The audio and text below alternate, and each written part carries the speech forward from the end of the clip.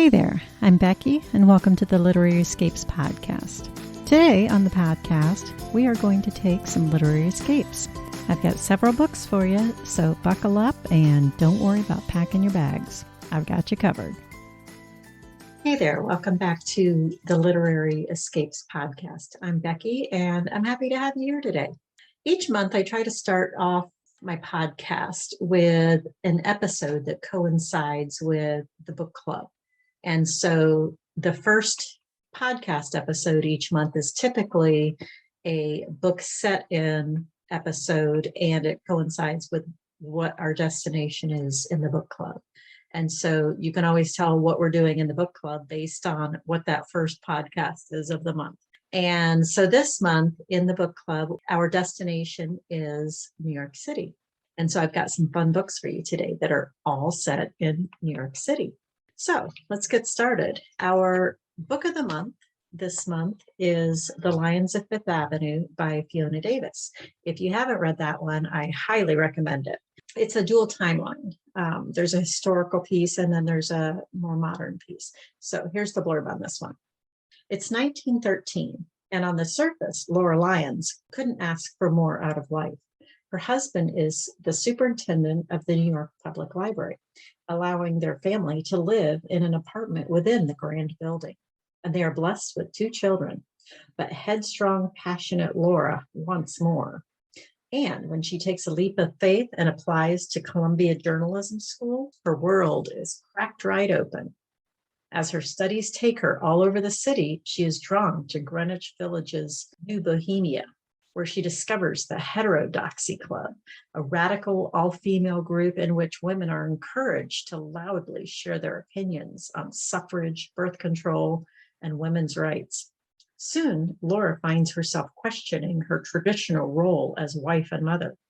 And when valuable books are stolen at the library, threatening the home and institution she loves, she's forced to confront her shifting priorities head on, and may just lose everything in the process. 80 years later, in 1993, Sadie Donovan struggles with the legacy of her grandmother, the famous essayist, Laura Lyons, especially after she's wrangled her dream job as a curator at the New York Public Library. But the job quickly becomes a nightmare when rare manuscripts, notes, and books for the exhibit Sadie's running begin to disappear from the library's famous Berg. Determined to save both the exhibit and her career, the typically risk-averse Sadie teams up with a private security expert to uncover the culprit. However, things unexpectedly become personal when the investigation leads Sadie to some unwelcome truths about her own family, truths that shed new light on the biggest tragedy in the library's history. So there you have it. That is our book of the month for the Literary Escape Book Club, and Fiona Davis will be joining us in the book club this month, and I'm very excited to have the opportunity to speak with her. The next book I want to share with you is called Real Men Knit by Kawana Jackson. This is another one that if you haven't read it, I highly recommend it. It was written a few years ago by Kawana Jackson, and it looks like there's a second volume to this series that is due out in a few months, which is very exciting. So here's the blurb on this one. Jesse Strong is known for 2 things: his devotion to his adoptive mom, Mama Joy, and his reputation for breaking hearts. When Mama Joy unexpectedly passes away, he and his brothers have different plans for what to do with Strong Knits, their neighborhood knitting store. Jesse wants to keep the store open. His brothers want to tie off loose ends and close the shop. Part-time employee Carrie Fuller has kept her crush on Jesse a secret. When she overhears his impassioned plea to his brothers to keep the knitting shop open, she volunteers to help. Unlike Jesse, Carrie knows the nitty-gritty of business, and together they make plans to reinvent Strong Knits for a new generation. But the more time they spend together, the stronger the chemistry builds between the 2 of them. Carrie, knowing Jesse's history, doesn't believe their relationship can last longer than she can knit one purl too. But Jesse is determined to prove to her he can be the man for her forever and always. After all, real men knit. So that's a fun book. It's touches on some pretty heavy topics of grieving and becoming your true self and trusting people with your heart. And so it's a fun story. And if you happen to be a knitter, it's a bonus. So, Real Men Knit by Kawana Jackson. We're going to change genres now, and we're going to head into the thriller suspense. This one is called Elevator Pitch by Linwood Barclay. And of course, it's set in New York City. So here's the summary on this one. It all begins on a Monday when 4 people board an elevator in a Manhattan office tower. Each presses a button for their floor, but the elevator proceeds nonstop to the top. It stops there for a few seconds, then plummets right to the bottom of the shaft. It appears to be a horrific random tragedy, but then on Tuesday, it happens again in a different Manhattan skyscraper. And when Wednesday brings yet another high-rise catastrophe, one of the most vertical cities in the world, and the nation's capital of media, finance, and entertainment is plunged into chaos. Clearly, this is anything but random. This is a cold, calculated bid to terrorize the city, and it's working. Fearing for their lives, thousands of men and women working in offices across the city refuse to leave their homes. Commerce has slowed to a trickle. Emergency calls to top floors of apartment buildings go unanswered. Who is behind this? Why are they doing it? What do these deadly acts of sabotage have to do with the fingerless body found on the High Line? 2 seasoned New York detectives and a straight shooting journalist must race against time to find the answers before the city's newest and tallest residential tower has its ribbon cutting on Thursday. So, if you want a good fast-paced thriller, check out Elevator Pitch by Linwood Barclay. This one you've probably heard of, the next one. It's called Lipstick Jungle by Candace Bushnell. It is contemporary fiction. It's set in New York City, of course. Here's the blurb on this one. Victory Ford is the darling of the fashion world, single, attractive, and iconoclastic. She has worked for years to create her own signature line. As Victory struggles to keep her company afloat, she learns crucial lessons about what she really wants in a relationship. Nico O'Neilly is the glamorous, brilliant editor of Bonfire magazine, the pop culture Bible for fashion, show business, and politics.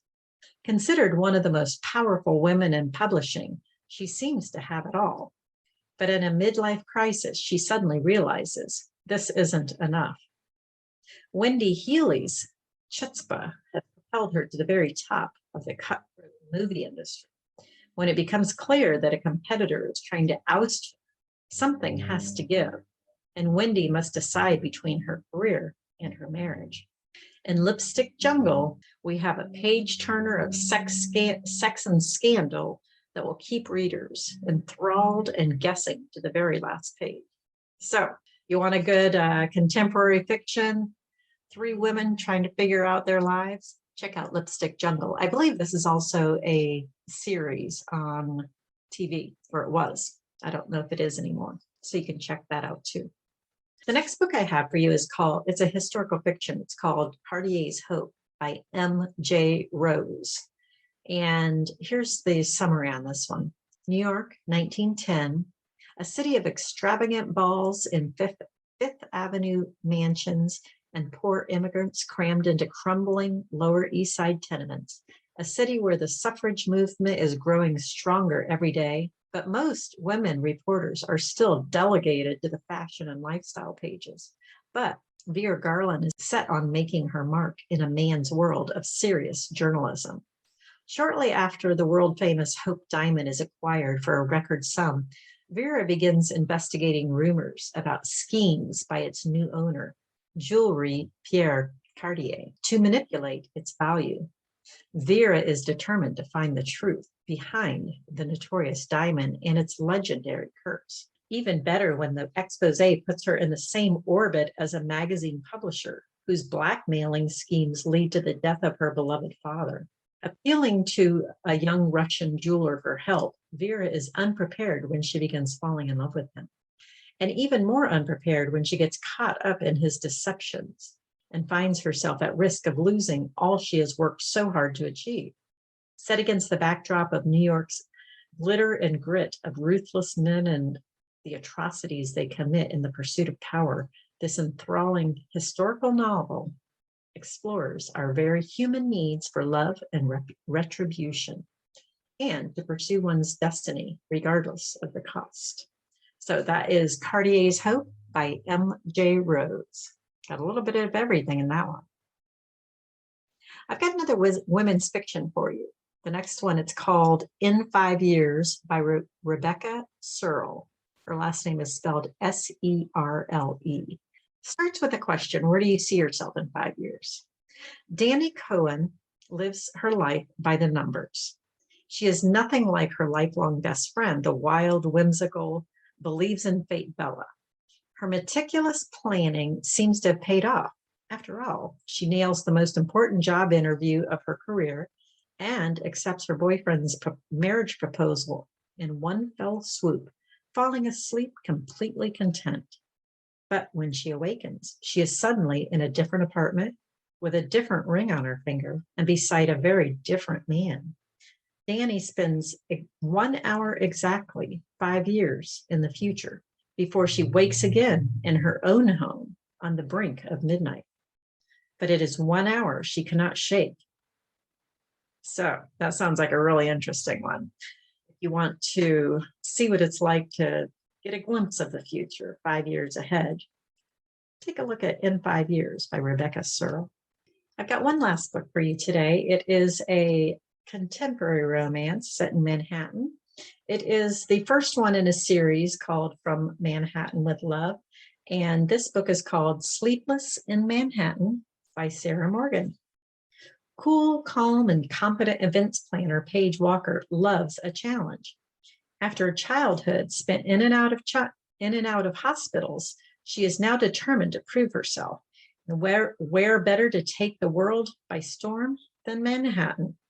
But when Paige loses the job she loves, she must face her biggest challenge of all, going at it alone. Except launching her own events company is nothing compared to hiding her outrageous crush on Jake Romano, her brother's best friend and New York's most in-demand date and the only man to break her heart. When Jake offers Paige's fledgling company a big chance, their still sizzling chemistry starts giving her sleepless nights. But can she convince the man who trusts no one to take a chance on forever? So if you're looking for a good romance set in New York City. So thanks for joining me today. It was fun going through New York City with you and sharing some different books set there. There are, of course, a bazillion more books that are set in New York City. If you've got some, leave them in the comments.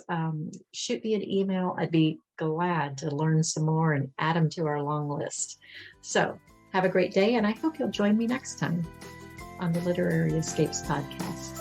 Thanks for joining me today. If you enjoy books that take you on a literary escape, come join us over in my Facebook group, the Literary Escape Book Club. We'd love to have you. Come read with us. Information is in the show notes. Thanks for joining me today.